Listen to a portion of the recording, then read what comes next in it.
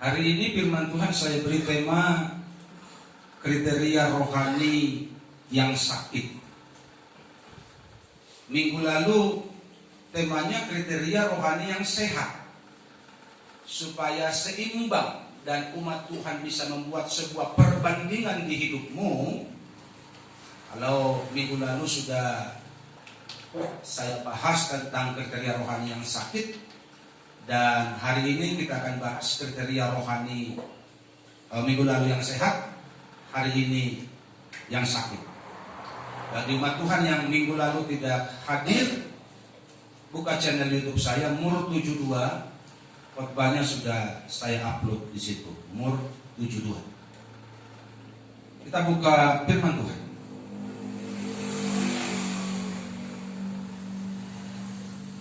Kisah Para Rasul pasal 17 mulai ayat 10. Tetapi pada malam itu juga segera saudara-saudara di situ menyuruh Paulus dan Silas berangkat ke Berea. Setibanya di situ pergilah mereka ke rumah ibadat orang Yahudi. Orang-orang Yahudi di kota itu lebih baik hatinya daripada orang-orang Yahudi di Tesalonika, karena mereka menerima firman itu dengan segala kerelaan hati, dan setiap hari mereka menyelidiki kitab suci untuk mengetahui apakah semuanya itu benar demikian. Banyak di antara mereka yang menjadi percaya, juga tidak sedikit di antara perempuan-perempuan terkemuka dan laki-laki Yunani. Tetapi ketika orang Yahudi dari Tesalonika tahu bahwa juga di Berea telah diberitakan firman Allah oleh Paulus, datang jugalah mereka ke sana. Ngapain? Menghasut dan menggelisahkan hati orang banyak. Saya tanya jemaat Tuhan, menurut saudara ini perbuatan orang yang sehat atau orang yang sakit? Haleluya. Jadi Alkitab menjelaskan kepada kita hari ini lewat kehidupan jemaat mula-mula, di mana sebelum Rasul Paulus ke Berea, ke kota Berea, dia lebih dulu masuk ke kota Tesalonika. Dan tentu di Tesalonika pun dia mengajar di bait Tuhan. Dia mengajar jemaat-jemaat di bait Tuhan. Tetapi apa yang terjadi? Dengan jelas Alkitab berkata bahwa orang-orang Yahudi, orang-orang percaya, orang-orang Kristen di Berea lebih baik hatinya dari orang-orang Yahudi yang ada di Tesalonika. Sampai-sampai Paulus membuat sebuah perbandingan bahwa jemaat yang di sebelah sana kurang baik, jemaat yang di sebelah sini terlalu baik, sangat baik. Tentu ada alasannya. Pertanyaannya, mengapa orang ini baik, mengapa orang ini kurang baik, padahal Alkitab dan firman Tuhan adalah satu. Kan begitu. Mengapa orang sini kurang baik? Karena sakit lah. Namanya aja kurang baik, sakit. Kenapa orang ini baik, sehat? Simpel saja. Saudara mau pilih mana hari ini? Haleluya. Engkau mau pilih mana? Ingat, mau sehat, mau sakit itu pilihan.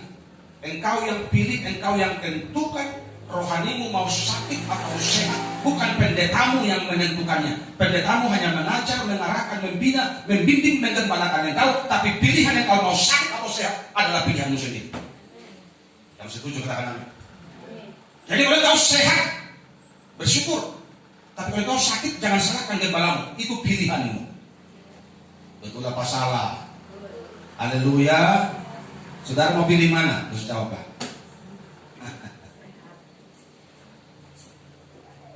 Jadi ciri-ciri gereja yang sakit, ciri-ciri jemaat yang sakit, dia kurang baik. Apanya kurang baik? Hatinya. Orang-orang Yahudi di kota itu lebih baik hatinya daripada orang-orang Yahudi di Tesalonika. Jadi orang yang sakit itu dia menjadi kurang baik, dia menjadi egois, dia menjadi tidak mau tahu, dia menjadi orang yang sombong walaupun rajin berdoa. Jangan bilang orang di Tesalonika itu bukan orang percaya. Betul apa salah? Mereka orang percaya. Mereka orang-orang Yahudi yang sudah bertobat katanya. Tapi kan buah itu kan nampak. Pohon itu dikenal dari buahnya. Walau 1000 kali ngaku hamba Tuhan, 1000 kali ngaku orang percaya, 1000 kali ngaku hamba pendeta, tapi kalau buahnya nggak jelas, lebih baik lu diam daripada nama Tuhan malu. Yang setuju dengan saya katakan aja. Karena bukan perkataan yang dibutuhkan orang, tapi perilakumu sebagai hamba Tuhan, sebagai anak Tuhan itu yang perlu dilihat dunia. Jadi jemaat-jemaat yang ada di Tesalonika itu mereka kurang baik. Dan akibat dari kurang baik rohaninya, karena sakit rohaninya, apa yang diperbuat? Ayat 13, menjadi seorang penghasut. Bahasanya menjadi negatif, bahasanya menjadi tidak membangun. Pekerjaannya bukan menginjil, bukan menyampaikan kabar baik, tapi pekerjaannya menjelek-jelekkan orang, menjelek-jelekkan pendeta, menjelek-jelekkan gembalanya, menjelek-jelekkan semua orang. Dan menurut dia, cuma dia dan Tuhan yang benar, yang lain salah semua. Semoga gak ada di sini yang seperti itu. Kalau masih ada yang begitu, segera bertobat. Tandanya engkau sedang sakit. Kalau engkau suka menjelekkan orang, tandanya engkau sedang sakit. Kenapa? Karena engkau belum tentu lebih baik dari orang yang kau jelekkan. Jangan-jangan kau lebih jelek, tapi karena hatimu sakit, kau tidak lihat kejelekanmu. Itulah masalah. Makanya lagu dunia itu bilang begini, tengoklah ke dalam sebelum bicara. Artinya sebelum lu ngomong, cek dulu. Mau bahasa Batak mandokon sebelum mengkatai ho, dilak jo bibirmu. Artinya berpikir dulu sebelum ngomong. Supaya bahasamu jangan melukai orang, tutur katamu jangan menyakiti orang. Haleluya. Karena semua orang ini masih sedang dalam proses menuju kesempurnaan. Jadi jangan pernah merasa engkau lebih baik dari orang lain. Syukur-syukur kalau engkau lebih baik karena kemurahan Tuhan. Kalau engkau lebih jahat, tapi ngomongin orang lebih jahat, kayak mana lagi? Betul nggak?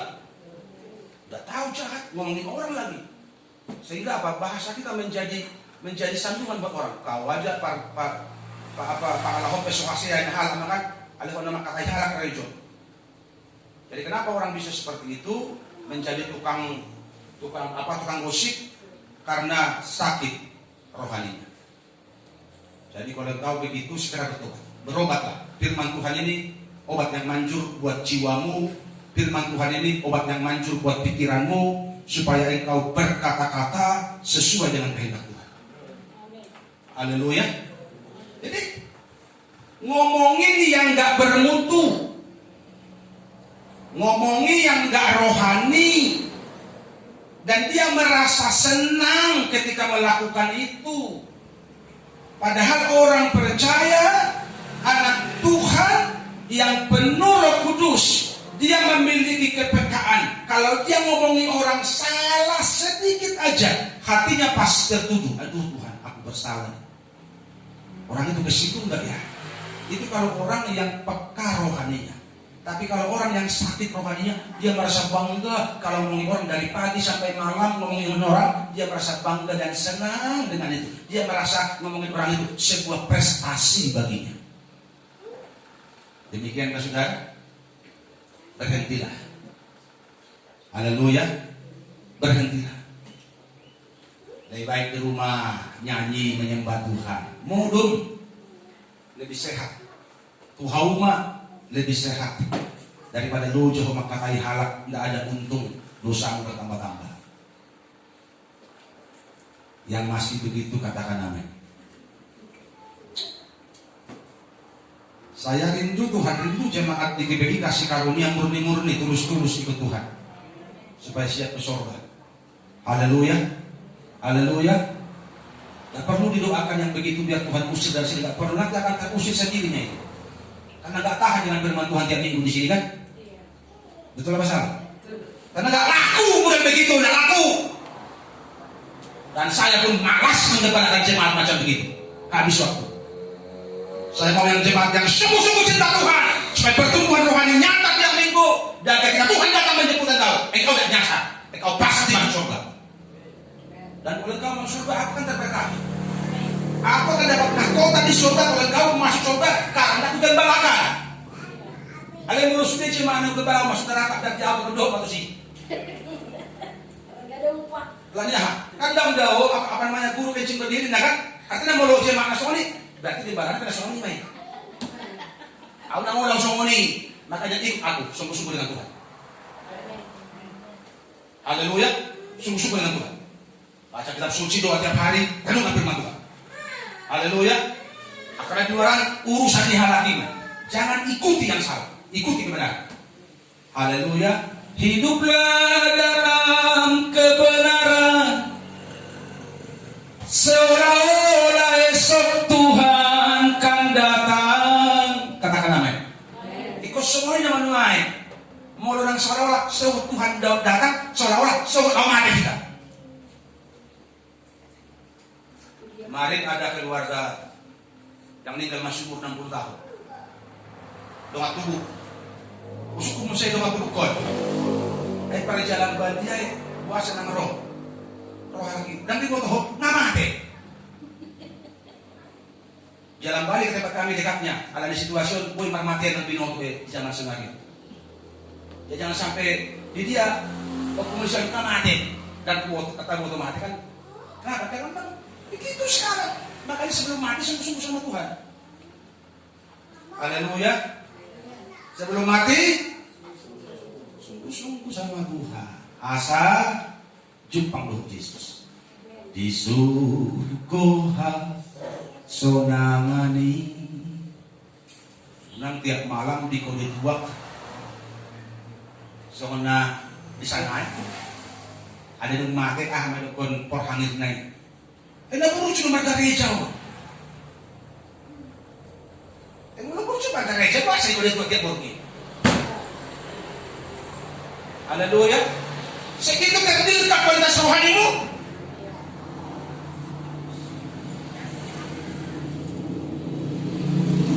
Dari sore sampai malam di sini tiap malam ada yang bermakadai dokter. Buruju nama gereja, bikuhan ada buruju.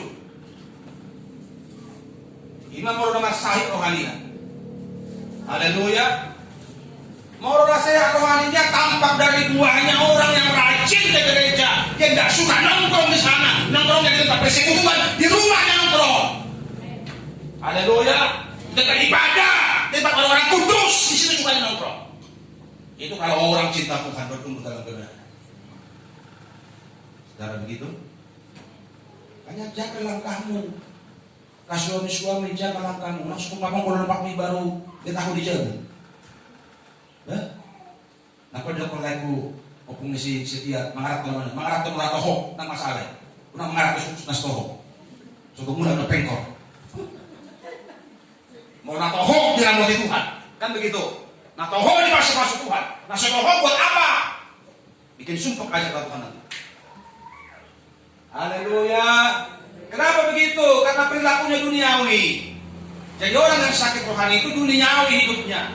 Makanya dibilang 1 Korintus 1:3, karena kamu masih manusia duniawi. Sebab apa? Jika di antara kamu ada iri hati, perselisihan, bukan hal itu menunjukkan bahwa kamu manusia duniawi dan hidup secara manusiawi. Jadi ini gambaran dari yang sakit itu, menghasut, duniawi perilakunya, tutur katanya duniawi, seleranya duniawi. Kalau orang rohani itu seleranya Tuhan, seleranya bersekutu dengan Tuhan, seleranya tinggal di hadirat Tuhan. Haleluya. Kalau orang dunia seleranya apa? Pesta-pesta, makan minum, suka-suka. Ima selerani orang-orang dunia. Maka aina soroho, maka tai jolma. Ima selerani duniawi. Tapi kalau seleranya orang rohani yang sehat, ngomongi firman Tuhan, bersaksi, menyampaikan kebenaran, selain itu tidak mau yang lain lagi. Haleluya.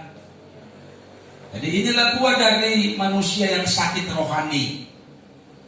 Pertanyaannya, adakah buah ini di hidupmu? Kalau kau masih suka ngomongin tetanggamu, berhentilah. Unang tambah dosa. Katakan amin. Berhentilah, jangan kembali ke Mesir. Kita sudah mendekati tanah Kanaan sekarang. Haleluya. Jangan mau kembali, berjalan terus. Berjalan terus, ikon sabdo tujuan. Haleluya. Harus sampai. Karena itu jangan cemari, jangan kotori dengan perkara-perkara daging, perkara-perkara duniawi. Jangan bilang begini, Pak, tapi aku lebih dulu diomongi. Syukur-syukur kalau kau diomongi. Puji Tuhan. Berarti kau lebih baik dari dia. Haleluya. Syukur-syukur kalau kau diomong, berarti kau lebih kaya dari dia. Kau lebih sehat, lebih sukses dari dia. Haleluya. Semakin diomongi, semakin diberkati kau. Jadi kalau kau balas juga buat apa? Berarti sama kau kayak dia dong. Dos mahanima. Kan begitu? Ketika kita diomongin orang, dikata-katai yang gak bagus, sudah diam saja. Kalau tahu dia perlu dibalas, dia pembalasan milik Tuhan, hak Tuhan. Gak usah dia apa-apain, biarkan saja begitu. Haleluya. Karena kita ini dijaga Tuhan. Kita ini seperti biji mata Bapa. Jadi kalau ada orang-orang yang sembrono, orang-orang yang kurang ajar, yang mau menyakiti kita, Tuhan lawannya. Katakan amin. Amin. Tuhan lawannya. Kita serahkan aja. Yang kedua, kehilangan kebenaran. Ayat 4 dari 1 Timotius pasal 6. Ia adalah seorang yang berlagak tahu, padahal tidak tahu apa-apa. Penyakitnya adalah mencari-cari soal. Sudah dicari-cari dan bersilat kata yang menyebabkan dengki, cedera, fitnah, curiga. Itulah akibatnya kalau kehilangan kebenaran. Jangan bilang yang kehilangan kebenaran ini bukan orang percaya. Ini orang Kristen yang tidak mau dituntun Roh Kudus, orang Kristen yang mengeraskan hati, orang Kristen yang berkepala batu, yang tidak mau dikendalikan firman. Akibatnya apa? Mereka kehilangan kebenaran, bagaikan tikus mati di lumbung. Ayat 5, percekcokan antara orang-orang yang tidak lagi berpikiran sehat dan sehat pikirannya. Tabu mada mulai perpuluhan, alangan panditai. Kok nggak bara di sana? Kenapa rupanya? Atau baik aja, kan simpel aja. Simpelnya hidup itu. Pak, lawan kerja kubah tunggu. Itu kalau orang sehat. Betul Pasal? Bukannya ngomongin, ini contoh, di sini nggak ada yang begitu Pak. Tapi di luar sana banyak begitu. Tapi mana pandita mulai mencari perpuluhan, apa yang mau mencari hoi-hoi. Jangan jadi jemaat diri tahu, semacam lain tahu. Karena jemaat diri diharuskan kasih perpuluhan, kan begitu. Jadi kadang-kadang orang itu mencari alasan, mencari gara-gara. Kalau apa begitu, buat aja kerja keluargamu, simple. Keluarga gereja, keluarga Stoham misalnya begitu. Dibayar di Babian. Gereja keluarga Panjaitan dibayar di Pokalebut Wakas. Enggak ada yang larang. Gereja keluarga Semenjutak dibayar di 30. Enggak ada yang larang. Bebas kok. Betul enggak?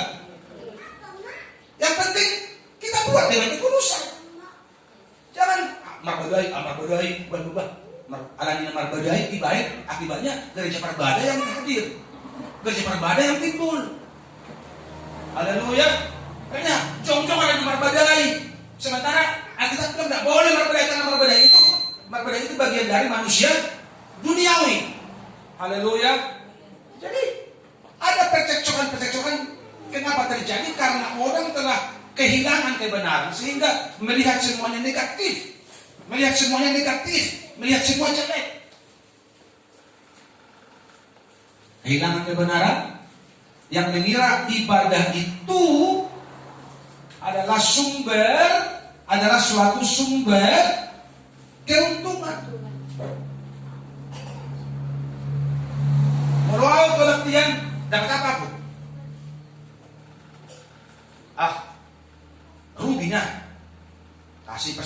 ongkos segala macam, udahlah 2 kali masuk tahun kebaktian.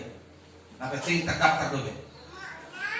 Itu bagian dari orang yang kehilangan kebenaran. Mudah-mudahan di sini keadaan begitu. Katakan amin. Haleluya.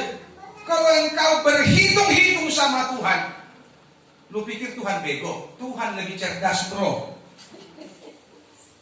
Betul apa salah? Jemaat Tuhan, Tuhan lebih cerdas. Kalau engkau berhitung-hitung, kira-kira Tuhan kemana?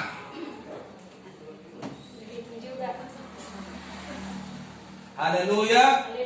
Jadi apa yang perlu kita buat hari ini? Mari kita berubah supaya sehat rohani kita. Katakan amin.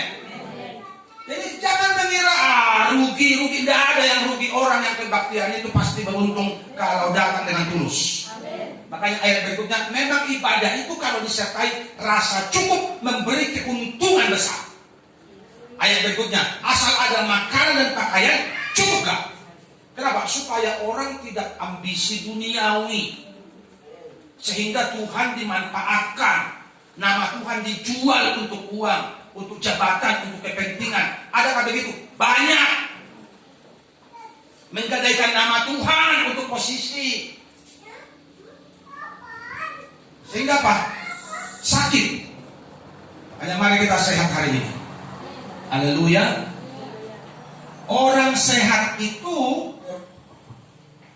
hidup dalam kebenaran.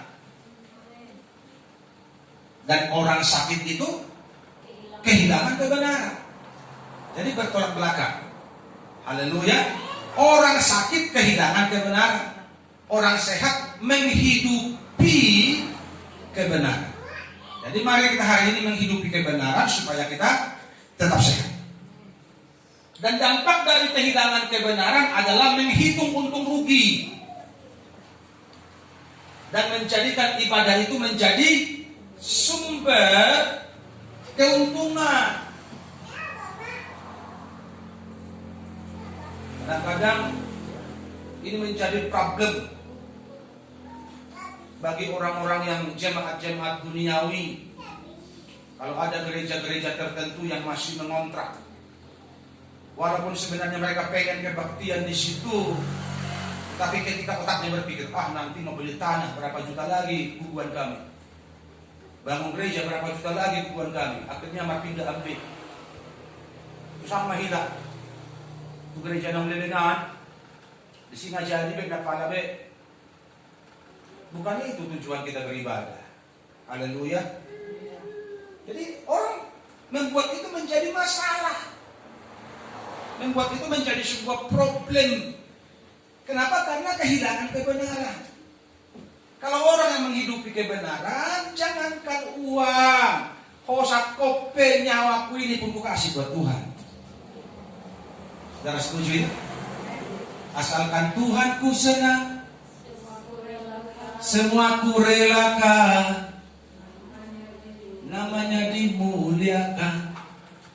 Ketika beberapa minggu lalu saya khotbah di depan pendeta, kebaktian para pendeta, saya tanya, siapa dari saudara yang gerejamu sudah atas nama gereja, bukan atas nama pribadi? Oleh 2 hari Tuhan angkat tangan. Hanya 2 orang kami yang angkat tangan, yang telah merubah akte tanah gereja dari atas nama pribadi menjadi atas nama gereja. Hanya 2 orang, yang lain semua atas nama pribadi. Aku bilang, asalkan Tuhan ku senang, semua ku relakan. Apa mau kita relakan?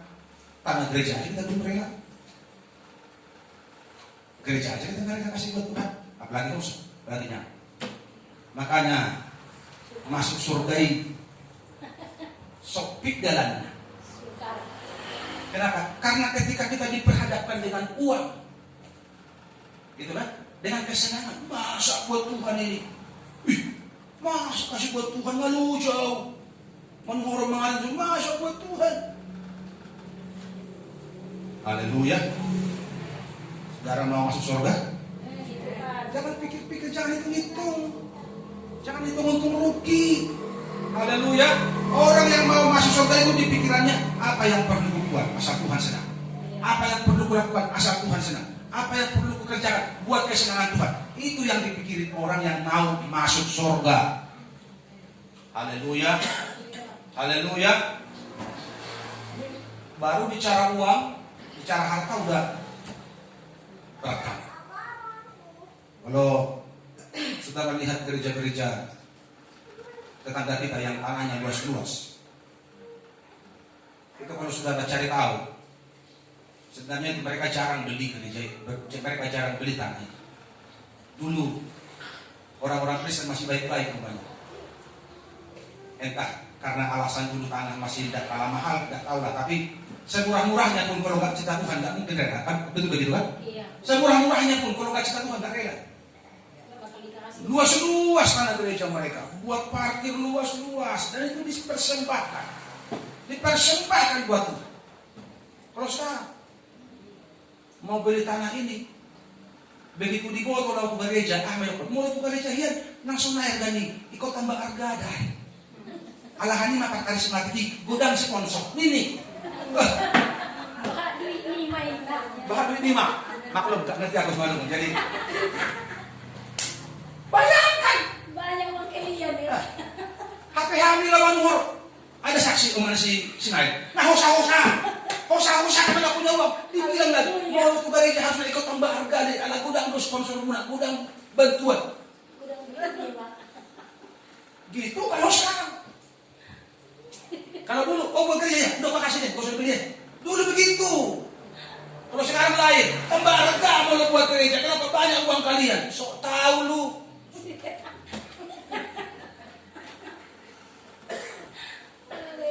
Terjadi pergeseran. Haleluya. Terjadi pergeseran. Dan itu dampak dari akhir zaman. Tanda-tanda Tuhan mau datang. Makanya jangan menjadikan ibadah itu sebagai sumber keuntungan, tapi sebagai pengabdian kita kepada Tuhan, dedikasi kita kepada Tuhan. Ahana boy hubalik Tuhan, ahana boy huleyat Tuhan, ahana boy hupelehot Tuhan. Itu kalau kita mau masuk surga. Berlomba-lomba pengen tampil,